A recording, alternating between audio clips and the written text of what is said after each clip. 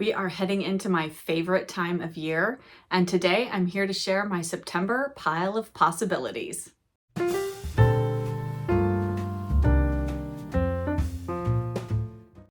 Hello book friends, I'm Jen and welcome to my reading life and welcome to my September pile of possibilities. If this is your first time here, first off, welcome. And second of all, you might be wondering, what is a pile of possibilities?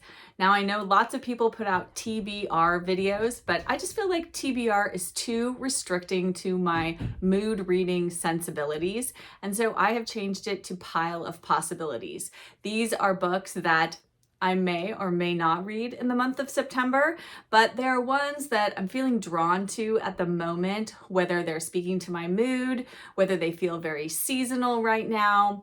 It could be a myriad of reasons. I do also have some books that I'm reading for group reads, for buddy reads. I will talk about those. And then I am reading a few books for a very special read along that happens every September. I will get into that as well. And then I have a few outliers, just some books that I am feeling very strongly that I would like to get to either in September or sometime this fall. Oh, fall. I just love fall, don't you? The Burr months we are heading into, September, October, November, December. It's just the best time of year in my opinion. Grab yourself a warm cuppa. Still pretty warm here in California, but I am pretending that fall is on the way with a hot cup of tea and some seasonal books to share with you. Grab your beverage and let's get into all the books. I'm going to start off, as always, with the books that I will for sure be reading in September. These are books I am reading for buddy reads, group reads, all of the above. So I am dedicated to reading these 4 particular books for September. And first up, of course, is our selection for the Cozy Reader Book Club. And for September, we are reading Crampton Hodnett by Barbara Pym. The reason we chose Crampton Hodnett for September is that September is Spinster September. If you aren't aware of Spinster September, it was created by the lovely Nora over on Instagram. She's at Pear Jelly. I will have her information linked down in the description box below. And if you'd like more information about Spinster September, I will link here in the cards and in the description box the interview that I did last year with Nora, and she's bringing back Spinster September for yet another year. So Barbara Pym is probably the queen of the spinster novel. I read Crampton Hodnett years and years and years ago, and I don't remember much about it other than that I very much enjoyed it. I'm just going to read you a quick little quote off the back, which says, "Crampton Hodnett is a previously unpublished, wickedly funny farce starring Pym's famous clergymen, excellent women, dotty dons, ingenious students, assorted academic hangers-on, and a hilariously romantic plot revolving around a pair of eminently unsuitable attachments that fondly shows human nature at its height of foolishness." So very much looking forward to reading this, and it is not too late to join us. If you want to be a part of the Cozy Reader Book Club and read Crampton Hodnett as well as our upcoming books along with us, please head down to the description box below. I have all of the information for how to join the Cozy Reader Book Club down there, and we would love to have you join us. So Crampton Hodnett is our pick for September. As you may be aware, the Emma M. Lyon read-along that I have been hosting this year is coming to an end in August, and I was feeling a little bereft that we weren't going to be reading a book together for September, and so I put a poll up on my community page, and enough people seemed interested that I am going to host a read-along of another Beth Brower book, and that is The Queue. Now, I know this is a bit of a chugster, but I have a feeling it is probably a pretty quick read regardless. I would love to have you join the read-along for The Queue. I'll just read you on the back. It says, "A dying man with a scheme, a charming smuggler one step ahead of the law, a former foundling with a mangled hand, a family of kingmakers, a printing tycoon, a constable on the trail of justice, an idealistic solicitor with secrets of his own, and the genius at the center of it all, Quincy St. Clair."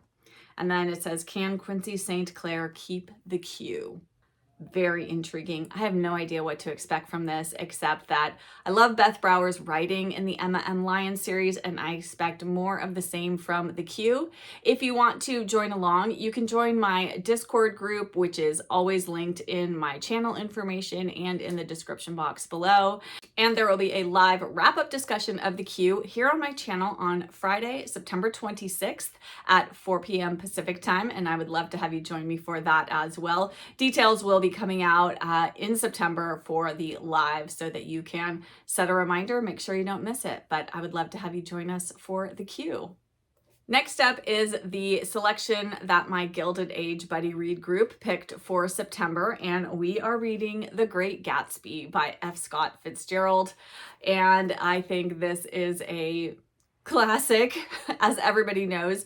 Now, I read The Great Gatsby in high school and I did not like it, but I am willing to give this book a second chance. I think perhaps adult me might like this better than teenage me. And it's funny because we read A Lost Lady by Willa Cather in August for my Gilded Age Buddy Read group. And there's actually a connection between A Lost Lady and The Great Gatsby. And that just seems serendipitous. So I am even more excited to dive back into this one, and I'm hoping I enjoy it more than I did when I read it when I was 16. So we shall see. And then the last book that I am for sure reading in September is actually one that was picked for me by my Book Jenny's Patreon group. And I gave them a selection of 3 Persephone titles that I have on my shelf that I really feel like I want to read. And they picked which one I'm going to read. And they're going to get a special book review video of this particular book. And I'll talk about it briefly when I do my wrap up after I read this, but they are going to get a more in-depth review of this. If you're interested in joining the Book Jennies on Patreon, we have all kinds of things going on over there. We do monthly book chats. We have a quarterly read along. There is an exclusive video that you get every month from me, all kinds of good stuff. So if you're interested in that and in supporting me in that way, you can always find the information for my Patreon here on my channel information and a description box below. But the book that they picked for me to read is Mrs. Miniver by Jan Struther. And I'm very, very much looking forward to this. From my understanding, it is like a collection of articles that were, I think, published in magazines, I want to say in the late 1930s. And yes, this was first published as a book in 1939. And so I am very, very excited about it. And then I cannot wait to watch the movie. I've heard wonderful things about both the book and the movie, so very much looking forward to them both. So this is my final for sure September read. Now, as I mentioned, September is Spinster September, and I couldn't just have one spinster book on my TBR pile of possibilities for the month. I had to pick a few more, so I pulled a few off my shelf that were calling my name. And the first one is a mystery, and it features a spinster sleuth, and this is Miss Silver Comes to Stay by Patricia Wentworth. And I received this in my Small Home Comforts book box last fall. There's always a mystery book in the Small Home Comforts fall box. So if you're interested in mysteries, the fall box is releasing fairly soon, so be sure to get on Beth's mailing list. And yes, so in this, we are following the citizens of Melling, who are perfectly ordinary. Some might even consider them boring, but not Miss Maud Silver. She gave up work as a governess to become a detective, and her fascination with people has served her well during that time. Now she's coming to Melling to pay a long postponed visit to an old school chum, but her vacations never last long. The town's prodigal son has returned, wealthy and not exactly nostalgic for his hometown. He intends to sell his manor house and be done with Melling forever, but this cozy English hamlet hasn't finished with him yet. Dun, dun, dun. Very, very excited to finally read my first Miss Silver book. So this is very high on the pile of possibilities. I love a good mystery as we head into the fall months, and I really want to get to this one in September. So hopefully I will. Time for a tea break. Tea just gets me through the day. My next spinster novel that I have on my pile of possibilities is Miss Mole by E.H. Young. And I've never read anything by E.H. Young, but Dean Street Press rarely lets me down, so I'm excited to get to this one. Sounds like Hannah Mole, she's a 40-ish spinster. She's haunted by her past and drifting from post to post, and then she takes an unpromising job in the home of stuffy, widowed Reverend Corder and his daughters. And she finds a situation in which her unique characteristics are not only appreciated, but essential. So very much looking forward to this one. Has anyone read this one? Can you tell me if you enjoyed it or not? But yes, I would definitely give this one a go. So another one. You know, these are all high on the pile of possibilities. I feel like they're all floating up here and there's nothing down here because I do really want to read all of these books. I'm not helping myself here, am I? Oh well, so many books, so little time. And then lastly, for the spinster novels, this had to be on this list because, well, it has spinster in the title, and that is The Magnificent Spinster by May Sarton. I mean, what a fantastic title. And I can't even remember what this is about. She explores the realities and reverberations of a 50-year friendship between two remarkable women that ended with the death of Jane Reed. It is relived because Cam, in her 70s, felt compelled to celebrate the magnificent spinster in a novel. Oh, so it is a novel within a novel. Ooh, I love that.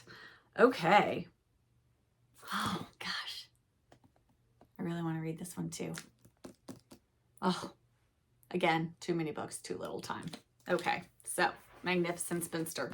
That sounds fantastic. Those are all the spinster novels. And then I have 4 additional books that I just pulled off my shelf. I've actually been pulling books off of my shelves every time I come across something that sounds like I might want to read it in the fall months. And so I should just make a video. Would anyone like to see a video of just all of the books I have on my shelves to read that I feel like give autumnal fall vibes? Maybe I'll do that. That might be kind of fun to put all those books together in one video and share them. And then maybe you guys could give me some suggestions for where to start with some of those. If you're interested in that, let me know in the comments below and I'll work on putting that video together. But I have 4 of those books right here next to me that I am definitely interested in getting to in the fall months this year. We shall see if that happens. First up is a nonfiction, and it is a book about books. And you know I love books about books, and that is Bookworm by Lucy Mangan. And this is a memoir of childhood reading. If you watch Miranda Mills, she has raved about this book. Lucy Mangan also has a new book out, sort of like a sequel to this. I'm blanking on the title. I'll put it here on the screen for you. But when that one was coming out, I thought to myself, no, I need to get the first book because it sounds like you should read this one first before you read her new book. So I'm going to do that. And then I'm going to get her new book and read that one too. So, but I just love books about books and books about childhood reading. And I'm excited to hear about some of Lucy Mangan's favorites and maybe add some new books to my TBR, which I am sure will happen while I'm reading this. And then next up is a book I have been wanting to read for years and years and years and years. And I'm hoping that this year is the year I actually get to it. And that book is Parnassus on Wheels by Christopher Morley. My copy is very unassuming. I have this lovely secondhand edition that I got from Thrift Books, I believe. And from what I recollect, I believe this is about a man who has, I think it's like a traveling bookmobile type of a thing. And I think maybe he's tired of doing it or something happens to him and his sister takes over. I think that's the plot. I could be totally wrong now, but in my mind, that's what I think this is about. If I'm totally wrong, I'll put that here on the screen, but I think that's what it's about. Anyway, regardless, another book about books. So I definitely want to read this one. And like I said, it has been on my TBR for so many years. It's not even funny at this point. I need to get to this one. And then next up is another mystery, and this is by an author I have been wanting to read because some of my bookish friends whose taste very much aligns with mine love this mystery author, and I've never read her before. And the title of hers I have is Death of an Author by E.C.R. Lorac. This is part of the British Library Crime Classics imprint, and this one is about the death of an author. And I think this has to do, the author Vivian Lestrange is a recluse, and he's written a popular mystery novel and then sort of dropped off the face of the earth, and he has been reported missing by his secretary. And there's sort of intimations that the secretary is maybe actually the author and not this man, Vivian Lestrange. And apparently there was some suggestion that E.C.R. Lorac was actually a man and not a woman. So it sounds like maybe there's a little bit of parallels to her own life novel. So I'm very much looking forward to this one. And yeah, I love a good mystery in the fall. So excited to try this one. And then my final book on my September pile of possibilities. I couldn't not have a book for September that features a school or a teacher or something of that ilk, because I love to read about schools and teachers in the sort of back to school season, which September always feels like back to school to me. Even if my son started in the beginning of August, back to school will always be after Labor Day for me. If you fellow Americans grew up in the 70s and 80s and probably into the 90s and maybe the early 2000s, we all started school after Labor Day, I believe, and that just feels like back to school to me. And so that is September, and the school/teacher book I have picked for this year is Goodbye Mr. Chips and Other Stories by James Hilton. And again, this is another book that has been on my shelf, not on my shelf, but on my TBR for so long. And I absolutely want to read it, and yes, also watch the movie. And yeah, I'm looking forward to this one. I've heard wonderful things about it. And I guess there's some other stories in here. I don't know if they are related to Goodbye, Mr. Chips. Oh yeah, I think they are. They're all like, this is Goodbye, Mr. Chips, Young Waveney, Mr. Chips Takes a Risk, Mr. Chips Meets a Sinner, Mr. Chips Meets a Star, Merry Christmas, Mr. Chips. Oh, okay, lovely. Very much looking forward to this. So a little bit of school, teacher, back to school vibes in this one. And that will do it for my September pile of possibilities. Did you see any books here that sound interesting to you? Have you read any of these, and can you recommend them? Should I push them up even higher on my want to read list? Let me know. And I'd also love to know what's on your September pile of possibilities. Are you starting to lean into some seasonal fall reads? Do you like to read books set in the autumn months? Do you like to read books set in schools? Are you reading anything for Spinster September? Let's talk all things September piles of possibilities down in the comments below. And if you're here but you don't have anything that you'd like to add in the comments, but you want to let me know you were here, because comments really do help my channel, leave an autumnal emoji in the comments. And ooh, I can't wait to see which autumnal emojis you all pick. I really do appreciate you leaving those comments. They really do help my channel. And if you enjoyed this video, if you could hit that like button and also subscribe if you haven't already subscribed, I would love to have you join my bookish community. And thank you so much to those of you who pushed the super thanks button on my last video. I really do appreciate that extra little bit of support. And thank you to all of you for being here, for watching, and for taking time out of your day to spend it with me here in my cozy corner of booktube. And I'll be back with another video very soon. Bye!